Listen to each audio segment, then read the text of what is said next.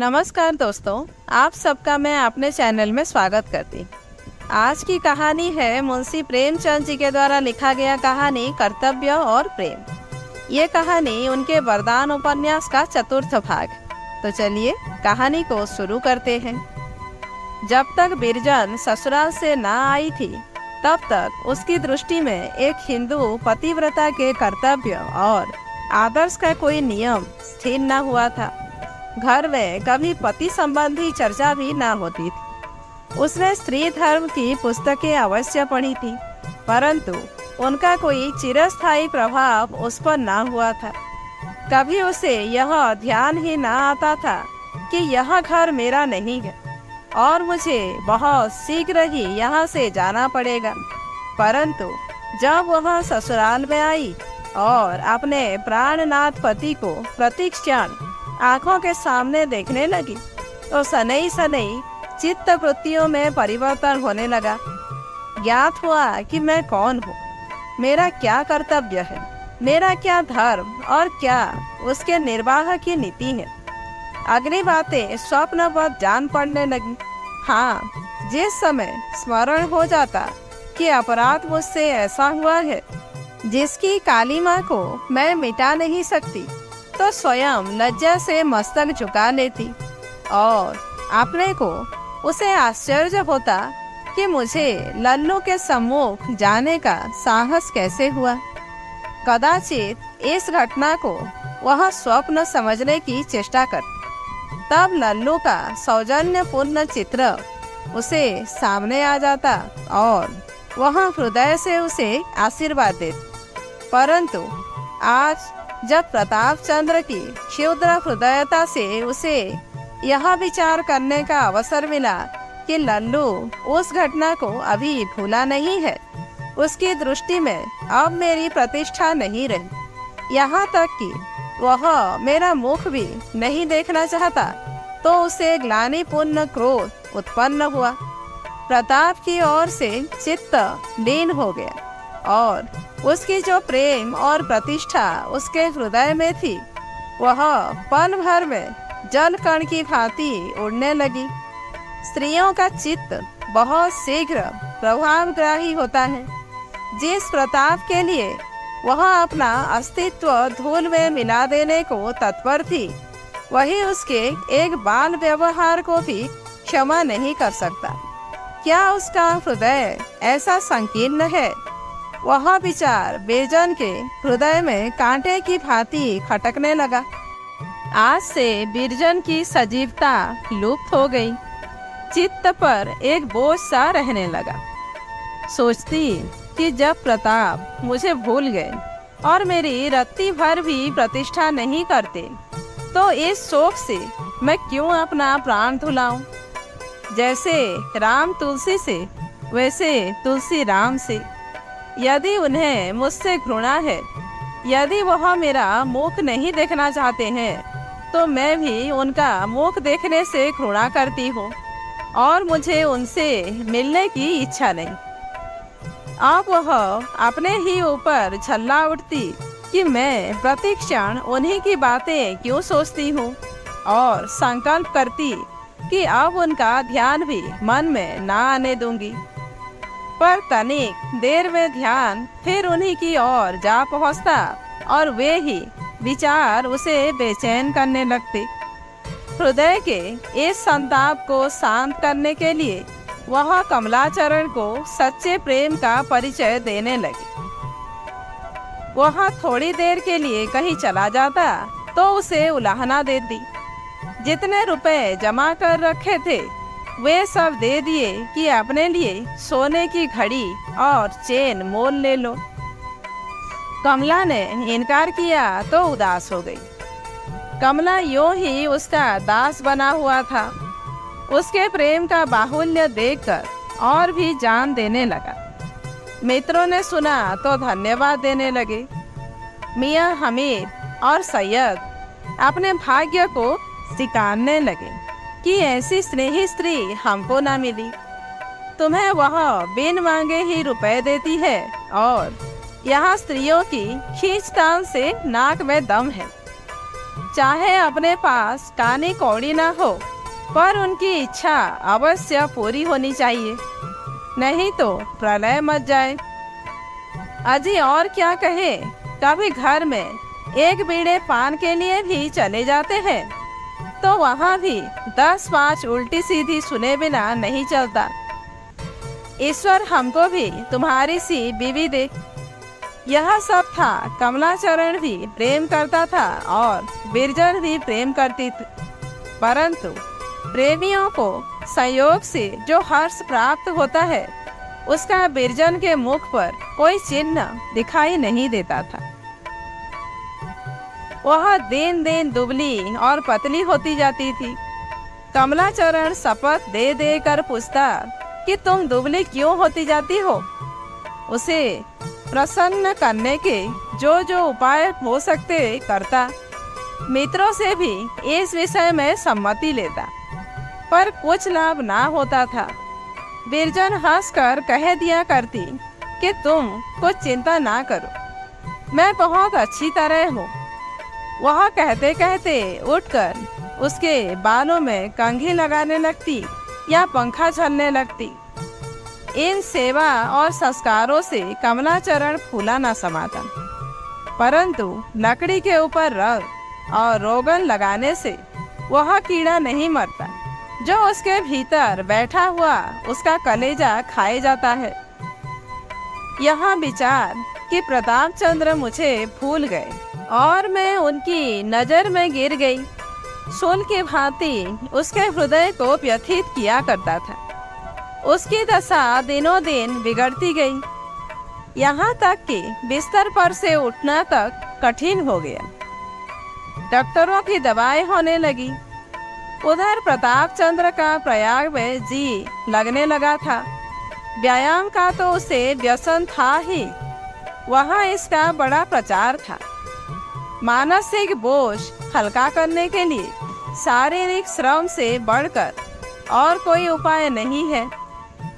प्रातः कसरत करता, सायंकाल और फुटबॉल खेलता, 8-9 बजे रात तक वाटिका की सैर करता।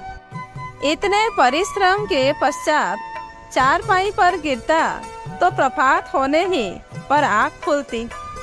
6 ही मास में क्रिकेट और फुटबॉल का कप्तान बन बैठा और 2-3 मैच ऐसे खेले कि सारे नगर में धूम हो गई। आज क्रिकेट में अलीगढ़ के निपुण खिलाड़ियों से उसका सामना था। ये लोग हिंदुस्तान के प्रसिद्ध खिलाड़ियों को परास्त कर विजय का डंका बजाते यहाँ आए थे। उन्हें अपनी विजय में तनिक भी संदेह न था, पर प्रयाग वाले भी निराश न थे। उनकी आशा प्रताप चंद्र पर निर्भर थी। यदि वह आध घंटे भी जम गया तो रनों का ढेर लगा देगा, और यदि इतनी ही देर तक उसका गेंद चल गया तो फिर उधर का 12 न्यारा है। प्रताप को कभी इतना बड़ा मैच खेलने का सहयोग ना मिला था। कलेजा धड़क रहा था कि न जाने क्या हो। 10 बजे खेल प्रारंभ हुआ। पहले अलीगढ़ वालों के खेलने की बारी आई। 2-2.5 घंटे तक उन्होंने खूब करामात दिखलाई। 1 बजते बजते खेल का पहला भाग समाप्त हुआ। अलीगढ़ ने 400 रन की। अब प्रयाग वालों की बारी आई, पर खिलाड़ियों के हाथ पांव फूले हुए थे। विश्वास हो गया कि हम ना जीत सकेंगे। अब खेल का बराबर होना कठिन है। इतने रन कौन करेगा? अकेला प्रताप क्या बना लेगा? पहला खिलाड़ी आया और तीसरे गेंद से विदा हो गया। दूसरा खिलाड़ी आया और कठिनता से 5 गेंद खेल सका। तीसरा आया और पहले ही गेंद में उड़ गया। चौथे ने आकर 2-3 हिट लगाए, पर जम न सका। 5वें साहब कॉलेज में से थे, पर यहाँ उनकी भी एक न चली। धापी रखते चल दिए। अब प्रताप चंद्र दृढ़ता से पैर उठाता, बैट घुमाता मैदान में आया। दोनों पक्ष वालों ने करतल ध्वनि की। प्रयाग वालों की शय अकथनीय थी। प्रत्येक मनुष्य की दृष्टि प्रताप चंद्र की ओर लगी हुई थी। सबके हृदय धड़क रहे थे। चतुर्दिक सन्नाटा छाया हुआ था। कुछ लोग दूर बैठकर ईश्वर से प्रार्थना कर रहे थे कि प्रताप की विजय हो। देवी देवता स्मरण किए जा रहे थे। पहला गेंद आया, प्रताप ने खाली दिया। प्रयाग वालों का साहस घट गया। दूसरा आया, वह भी खाली गया। प्रयाग वालों का कलेजा नाभि तक बैठ गया। बहुत से लोग छतरी संभालकर घर की ओर चले। तीसरा गेंद आया, एक पड़ाके की ध्वनि हुई और गेंद लू गर्म हवा की भांति गगन भेदन करता हुआ हिट पर खड़े होने वाले खिलाड़ी से 100 गज आगे गिरा। लोगों ने तालियां बजाई। सूखे धान में पानी पड़ा। जाने वाले ठिठक गए। निराशों को आशा बंधी। चौथा गेंद आया और पहले गेंद से 10 गज आगे गिरा। फील्डर चौके, हिट पर मदद पहुंचाई। पांचवा गेंद आया और कट पर गया। इतने में ओवर हुआ। बॉलर बदले। नए बॉलर पूरे बधिक थे। घातक गेंद फेंकते थे, पर उनके पहले ही गेंद को प्रताप के आकाश में भेजकर सूर्य से स्पर्श करा दिया। फिर तो गेंद और उसकी थापी में मैत्री सी हो गई। गेंद आता और थापी से पार्श्व ग्रहण करके कभी पूर्व का मार्ग लेता, कभी पश्चिम का, कभी उत्तर का और कभी दक्षिण का। दौड़ते दौड़ते फील्डरों की सांसें फूल गई। प्रयाग वाले उछलते थे और तालियां बजाते थे। टोपियां वायु में उछल रही थी। किसी ने रुपए लुटा दिए और किसी ने अपनी सोने की जंजीर लुटा दी।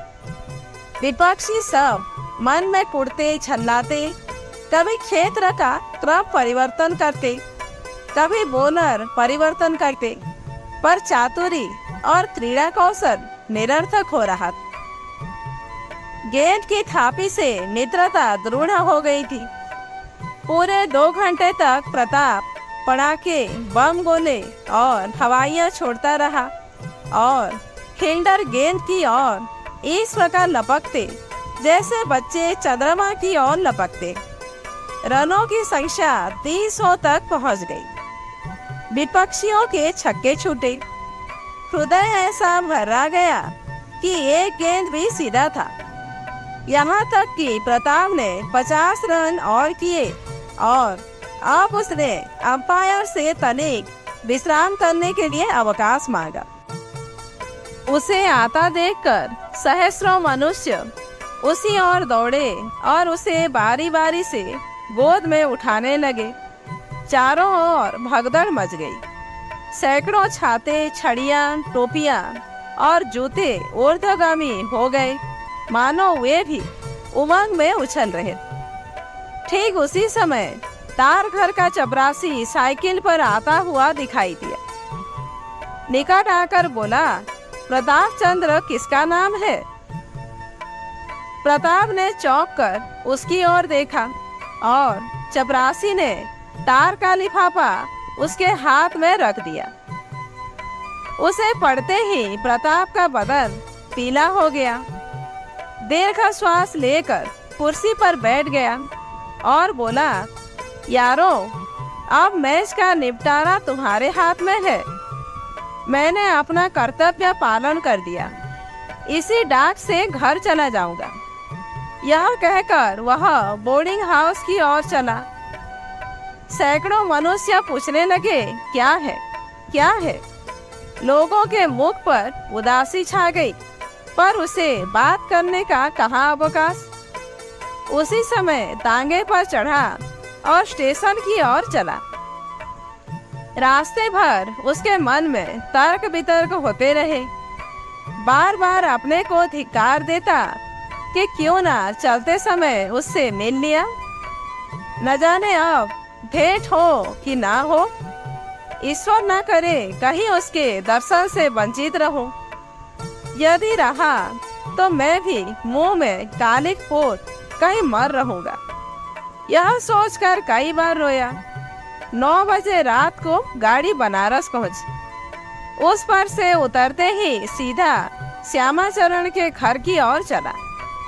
चिंता के मारे आंखें डबडबाई हुई थी और कलेजा धड़क रहा था। डिप्टी साहब सिर झुकाए कुर्सी पर बैठे थे और कमला डॉक्टर साहब के यहाँ जाने को उद्यत था। प्रताप चंद्र को देखते ही दौड़कर लिपट गया। श्यामाचरण ने भी गले लगाया और बोले, क्या अभी सीधे इलाहाबाद से चले आ रहे हो? प्रताप, जी हाँ, आज माताजी का तार पहुंचा कि बिरजन की बहुत बुरी दशा है।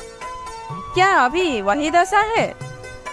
श्यामाचरण, क्या कहूँ, इधर 2-3 मास से दिनों दिन उसका शरीर क्षीण होता जाता है।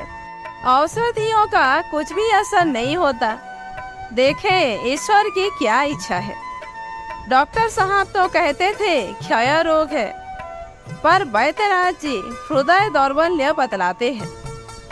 बिरजन को जब से सूचना मिली कि प्रताप चंद्र आए हैं, तब से उसके हृदय में आशा और भय घुड़दौड़ मची हुई थी। कभी सोचती कि घर आए होंगे, चाची ने बरबस ठेल ठाल कर यहाँ भेज दिया होगा।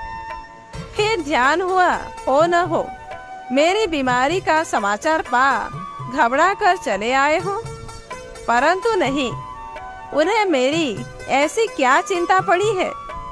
सोचा होगा नहीं मर न जाए, चलो सांसारिक व्यवहार पूरा करता हूँ। उन्हें मेरे मरने जीने का क्या सोच। आज मैं भी महाशय से जी खोल कर बातें करूंगी, पर नहीं, बातों की आवश्यकता ही क्या है। उन्होंने चुप साधी है तो मैं क्या बोलूं। बस इतना कह दूंगी कि बहुत अच्छी हूँ और आपके कुशल की कामना रखती हूँ। फिर मुख ना खोलूंगी। और मैं यह मैली कुचैली साड़ी क्यों पहने हो, जो अपना सहवेदी ना हो, उसके आगे यह बेस बनाए रखने से लाभ। वह अतिथि की भांति आए हैं, मैं भी पाहुनी की भांति उनसे मिलूंगी। मनुष्य का चित्त कैसा चंचल है। जिस मनुष्य की अकृपा ने बिरजन की यह गति बना दी थी, उसी को जलाने के लिए ऐसे ऐसे उपाय सोच रही है। 10 बजे का समय था। माधवी बैठी पंखा चल रही थी। औषधियों की शीशियां इधर उधर पड़ी हुई थी और बिरजन चारपाई पर पड़ी हुई यही सब बातें सोच रही थी कि प्रताप घर में आया। माधवी चौंक कर बोली, बहन उठो, आ गए। बिरजन झपट कर उठी और चारपाई से उतरना चाहती थी कि निर्बलता के कारण पृथ्वी पर गिर पड़ी। प्रताप ने उसे संभाला और चारपाई पर लेटा दिया। हाँ, यह वही बिरजन है जो आज से कई मास पूर्व रूप एवं लावण्य की मूर्ति थी, जिसके मुखड़े पर चमक और आंखों में हंसी का बयास था, जिसका भाषण, श्यामा का गाना और हंसना मन को लुभाता था। वह रसीली आंखों वाली, मीठी बातों वाली बिरजन आज केवल अस्थि चर्मावशेष है, पहचानी नहीं जाती। प्रताप की आंखों में आंसू भर आए। कुशल पूछना चाहता था, पर मुख से केवल इतना निकला, बिरजन, और नेत्रों से जल बिंदु बरसने लगे। प्रेम की आंखें मनोभावों के परखने की कसौटी है। बिरजन ने आंख उठाकर देखा और अश्रु बिंदुओं ने उसके मन का सारा मैल धो दिया। जैसे कोई सेनापति आने वाले युद्ध का चित्र मन में सोचता है और शत्रु को अपनी पीठ पर देखकर बदहवास हो जाता है और उसे निर्धारित चित्र का कुछ ध्यान भी नहीं रहता। उसी प्रकार बिरजन प्रताप चंद्र को अपने सम्मुख देखकर सब बातें भूल गई जो अभी पड़ी पड़ी सोच रही थी। वह प्रताप को रोते देखकर अपना सब दुख भूल गई और चारपाई से उठकर आंचल से आंसू पोंछने लगी। प्रताप, जिसे अपराधी कह सकते, इस समय दीन बना हुआ था और बिरजन, जिसने अपने को सुखाकर इस दुर्दशा तक पहुंचाया था, रो रो कर उसे कह रही थी, लल्लू चुप रहो, ईश्वर जानता है मैं भली भांति अच्छी हूँ। मानो अच्छा ना होना उसका अपराध था। स्त्रियों की संवेदनशीलता कैसी कोमल होती है। प्रताप चंद्र के एक साधारण संकोच ने बिरजन को इस जीवन से उपेक्षित बना दिया था। आज आंसू के कुछ बूंदों की धारा उसके हृदय के उस संताप, उस जलन और उस अग्नि को शांत कर दिया जो कई महीनों से उसके रुधिर और हृदय को जला रही थी। जिस रोग को बड़े बड़े वैद्य और डॉक्टर अपने औषधि तथा उपाय से अच्छा ना कर सके थे, उसे अश्रु बिंदुओं ने क्षण भर में चंगा कर दिया। क्या वह पानी के बिंदु अमृत के बिंदु थे? प्रताप ने धीरज धरकर पूछा, बिरजन, तुमने अपनी क्या गति बना रखी है? बिरजन हंसकर, यह गति मैंने नहीं बनाई, तुमने बनाई है। प्रताप, माताजी का तान न पहुंचता तो मुझे सूचना भी न होती। बिरजन, आवश्यकता ही क्या थी? जिसे भुलाने के लिए तो तुम प्रयाग चले गए, उसके मरने जीने की तुम्हें क्या चिंता? प्रताप, बातें बना रही हो, परायों को क्यों पत्र लिखती? बिरजन, किसे आशा थी कि तुम इतनी दूर से आने का या पत्र लिखने का कष्ट उठाओगे? जो द्वार से आकर फिर जाए और मुख देखने से घृणा करे, उसे पत्र भेजकर क्या करती? प्रताप, उस समय लौट जाने का जितना दुख मुझे हुआ, मेरा चित्त ही जानता है। तुमने उस समय तक मेरे पास कोई पत्र ना भेजा था। मैंने समझा अब सुध भूल गई। बिरजन, यदि मैं तुम्हारी बातों को सच ना समझती होती तो कह देती कि ये सब सोची हुई बातें हैं। प्रताप, भला जो समझो। अब यह बताओ कि कैसा जी है? मैंने तुम्हें पहचाना नहीं, ऐसा मुख फीका पड़ गया है। बिरजन, अब अच्छी हो जाऊंगी, औषधि मिल गई। प्रताप संकेत समझ गया। हाँ, सुख। मेरी तनिक सी चूक ने यह प्रलय कर दिया। देर तक उसे समझाता रहा और प्रातःकाल जब वह अपने घर को चला तो बिरजन का बदन विकसित था। उसे विश्वास हो गया कि लल्लू मुझे भूले नहीं है और मेरी शुद्ध और प्रतिष्ठा उनके हृदय में विद्यमान। प्रताप ने उसके मन से वह कांटा निकाल दिया जो कई मास से खटक रहा था और जिसने उसकी यह गति कर रखी थी। एक ही सप्ताह में उसका मुखड़ा स्वर्ण हो गया, मानो कभी बीमार ही न थी। रोगी जब तक बीमार रहता है उसे शुद्ध नहीं रहती कि कौन मेरी औषधि करता है, कौन मुझे देखने के लिए आता है।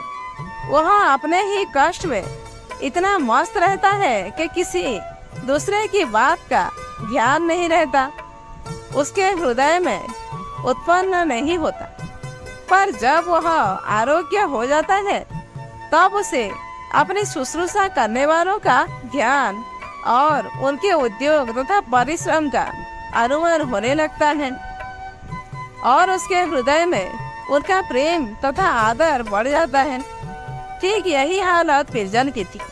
जब तक वह स्वयं अपने कष्ट में मग्न थी, कमलाचरण की व्याकुलता और कष्टों का अनुभव ना कर सकी।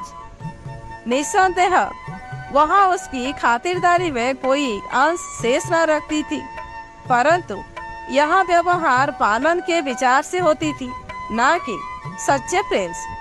परंतु जब उसके हृदय से वह व्यथा मिट गई तो उसे कमला का परिश्रम और उद्योग स्मरण हुआ और यह चिंता हुई कि इस अपार उपकार के प्रति उत्तर क्या दूं।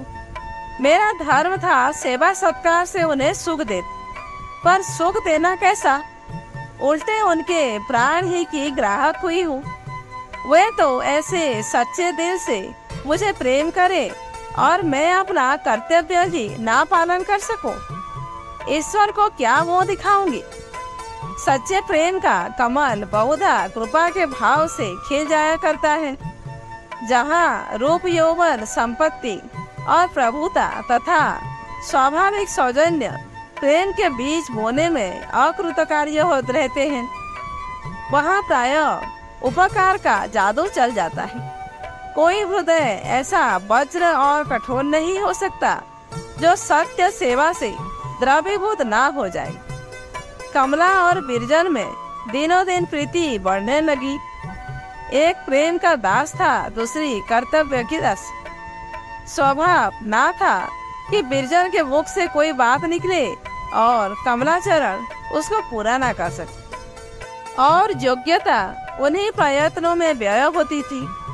पढ़ना केवल माता पिता को धोखा देना था। वह सदा रोक देख करता और इस आशा पर कि यह काम उसकी प्रसन्न का कारण होगा, सब कुछ करने पर कटिबद्ध रहता। एक दिन उसने माधवी को फूलवाड़ी से फूल चुनते देख। यह छोटा सा उद्यान घर के पीछे था, पर कुटुंब के किसी व्यक्ति को उसे प्रेम ना था। अतः 12 मास उस पर उदासी छाई रहती थी। बिरजन को फूलों से हार्दिक प्रेम था। फूलवाड़ी की यह दुर्गति देखी तो माधवी से कहा कि कभी कभी इसमें पानी दे दिया कर। धीरे धीरे वाटिका की दशा कुछ सुधर गई और पौधों में फूल लगने लगी। कमलाचरण के लिए इशारा बहुत था। तन मन से वाटिका को सुसज्जित करने पर उतारू हो गया। 2 चतुर माली नौकर रख लिए। विविध प्रकार के सुंदर सुंदर पुष्प और पौधे लगाए जाने लगे। भांति भांति की घासें और पत्तियां गमलों में सजाई जाने लगी। क्वारियां और रबी से ठीक की जाने लगी। ठौर ठौर पर लताएं चढ़ाई गई।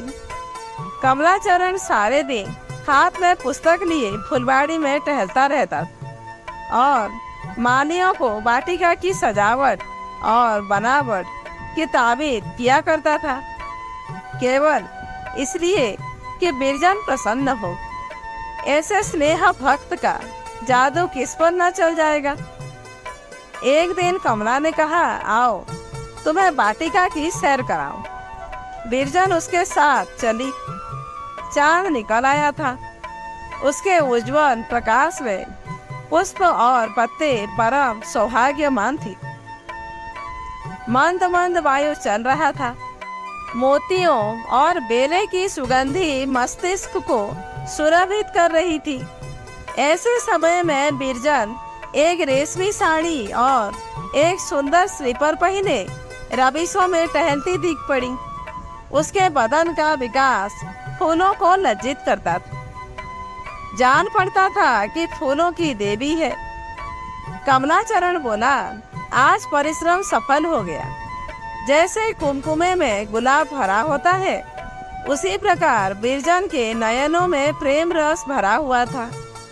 वह मुस्काई, परंतु कुछ न बोली। कमला, मुझ जैसा भाग्यवान मनुष्य संसार में ना होगा। बिरजन, क्या मुझसे भी अधिक? कमला मतवाला हो रहा था। बिरजन को प्यार से गले लगा लिया। कुछ दिनों तक प्रतिदिन का यही नियम रहा। इसी बीच में मनोरंजन की नई सामग्री उपस्थित हो गई। राधाचरण ने चित्रों का एक सुंदर एल्बम बिरजन के पास भेजा। इसमें कई चित्र चंद्रा के भी थे। कहीं वह बैठी श्यामा को पढ़ा रही है, कहीं बैठी पत्र लिख रही है।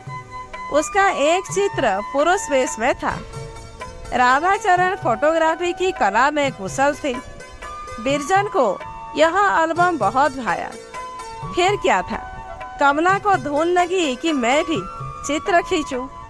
भाई के पास पत्र लिख भेजा कि कैमरा और अन्य आवश्यक सामान मेरे पास भेज दीजिए और अभ्यास आरंभ कर दिया। घर से चलते कि स्कूल जा रहा हूँ, पर बीच ही में एक पारसी फोटोग्राफर की दुकान पर आ बैठते।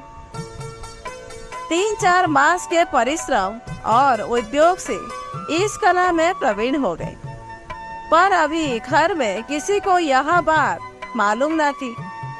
कई बार बिरजन ने पूछा भी, आजकल दिन भर कहाँ रहते हो? छुट्टी के दिन भी नहीं दिख पड़ते। पर कमलाचरण ने हो हाँ करके टाल दिया। एक दिन कमलाचरण कहीं बाहर गए हुए थे।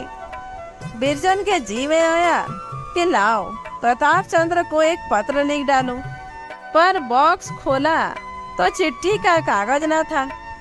माधवी से कहा कि जाकर अपने भैया के डेस्क में से कागज निकाल ला। माधवी दौड़ी हुई गई तो उसे डेस्क पर चित्रों का एल्बम खुला हुआ मिला। उसने एल्बम उठा लिया और भीतर जाकर बिरजन से कहा, बहन देखो यह चित्र मिला। बिरजन ने उसे चाव से हाथ में ले लिया और पहला ही पन्ना उल्टा था कि अचंभा सा हो गया। वह उसी का चित्र था। वह अपने पलंग पर चादर ओढ़े निद्रा में पड़ी हुई थी। बाल ललाट पर बिखरे हुए थे। अधरों पर एक मोहिनी मुस्कान की झलक थी, मानो कोई मन भावना स्वयं देख रही है। चित्र के नीचे लिखा हुआ था, प्रेम स्वप्न। बिरजन चकित थी। मेरा चित्र उन्होंने कैसे खिंचवाया और किससे खिंचवाया? क्या किसी फोटोग्राफर को भीतर लाए होंगे? नहीं, ऐसा वे क्या करेंगे? क्या आश्चर्य है, स्वयं ही खींच लिया हो। इधर महीनों से बहुत परिश्रम भी तो करते हैं। यदि स्वयं ऐसा चित्र खींचा है तो वस्तुतः प्रशंसनीय कार्य किया है। दूसरा पन्ना उल्टा तो उसमें भी अपना चित्र पाया। बस वह एक साड़ी पहने, आधे सिर पर आंचल डाले वाटिका में भ्रमण कर रही। इस चित्र के नीचे लिखा हुआ था, वाटिका भ्रमण। तीसरा पन्ना उल्टा तो वह भी अपना ही चित्र था। वह वाटिका में पृथ्वी पर बैठी हार गूंथ रही थी। यह चित्र तीनों में से सबसे सुंदर था, क्योंकि चित्रकार ने इसमें बड़ी कुशलता से प्राकृतिक रंग भरे थे। इस चित्र के नीचे लिखा हुआ था, अलवेली मलिन। अब बिरजन को ध्यान आया कि एक दिन जब मैं हार गूंथ रही थी तो कमलाचरण नींद के कांटे की झाड़ी तरफ मुस्कुराते हुए निकले थे। अवश्य उसी दिन का यह चित्र होगा। चौथा पन्ना उल्टा तो एक परम मनोहर और सुहावना दृश्य दिखाई दिया।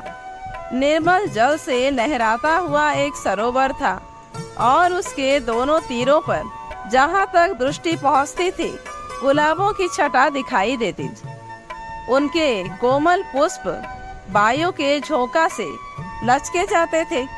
उसे ज्ञात होता था मानो प्रकृति ने हरे आकाश में लाल तारे टांग दिए हों। किसी अंग्रेजी चित्र का अनुकरण प्रतीत होता था।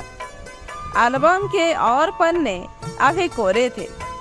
बिरजन ने अपने चित्रों को फिर देखा और स्वाभिमान आनंद से, जो प्रत्येक रमणी को अपनी सुंदरता पर होता है, एल्बम को छिपा कर रख दिया। संध्या को कमलाचरण ने आकर देखा तो एल्बम का पता नहीं। हाथों से तोते उड़ गए। चित्र उसके कई मास के कठिन परिश्रम के फल थे और उसे आशा थी कि यही एल्बम उपहार देकर बिरजन के हृदय में और भी घर कर लूंगा। बहुत व्याकुल हुआ। भीतर जाकर बिरजन से पूछा तो उसने साफ इनकार किया। बेचारा घबराया हुआ अपने मित्रों के घर गया कि कोई उनमें से उठा ले गया हो, पर वहाँ भी हवतिया के अतिरिक्त और कुछ हाथ न लगा। निदान जब महाशय पूरे निराश हो गए, शाम को बिरजन ने एल्बम का पता बतलाया। इसी प्रकार दिवस सानंद व्यतीत हो रहे थे। दोनों यही चाहते थे कि प्रेम क्षेत्र में आगे निकल जाऊं, पर दोनों के प्रेम में अंतर था। कमलाचरण प्रेमोद्यान में अपने को भूल गया, पर इसके विरुद्ध बिरजन का प्रेम कर्तव्य की नींव पर स्थित था। हाँ, यह आनंदमय कर्तव्य था। 3 वर्ष व्यतीत हो गए। वहाँ उनके जीवन के 3 शुभ वर्ष थे। 4थे वर्ष का आरंभ आपत्तियों का आरंभ था।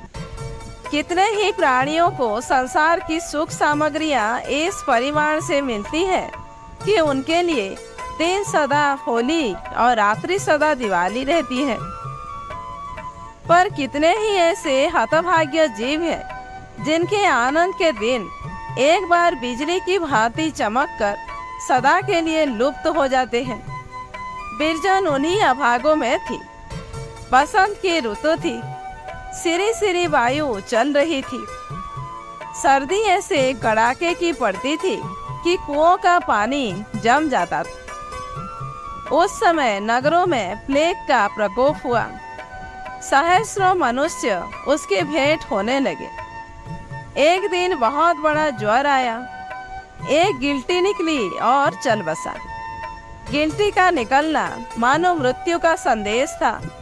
क्या वैद्य, क्या डॉक्टर, किसी की कुछ न चलती थी। सैकड़ों घरों के दीपक बुझ गए। सहस्रों बालक अनाथ और सहस्रों विधवा हो गई। जिसको जिधर गली मिली भाग निकला। प्रत्येक मनुष्य को अपनी अपनी पड़ी हुई थी। कोई किसी का सहायक और हितैषी न था। माता पिता बच्चों को छोड़कर भागे। स्त्रियों ने पुरुषों से संबंध परित्याग किया। गलियों में, सड़कों पर, घरों में जिधर देखिए मृतकों का ढेर लगे हुए थे। दुकानें बंद हो गई।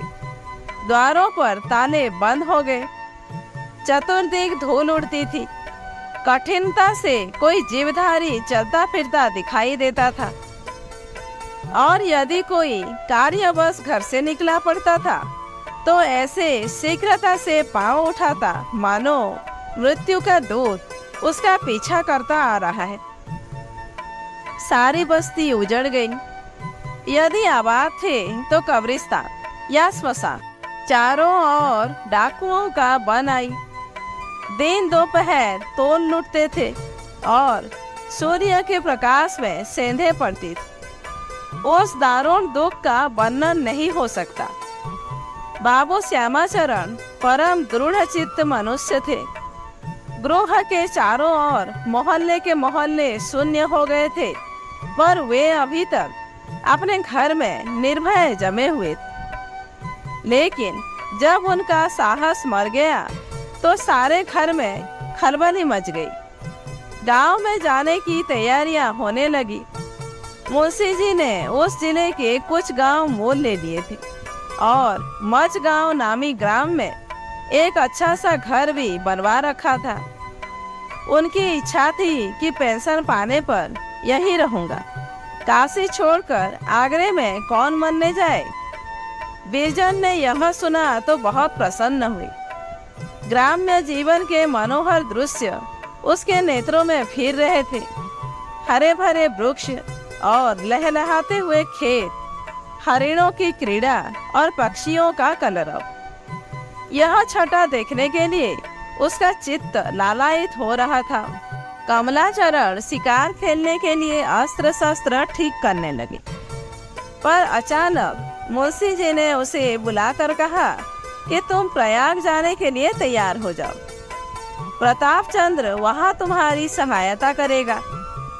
गांव में व्यर्थ समय बिताने से क्या लाभ।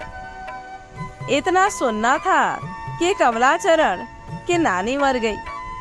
प्रयाग जाने से इनकार कर दिया।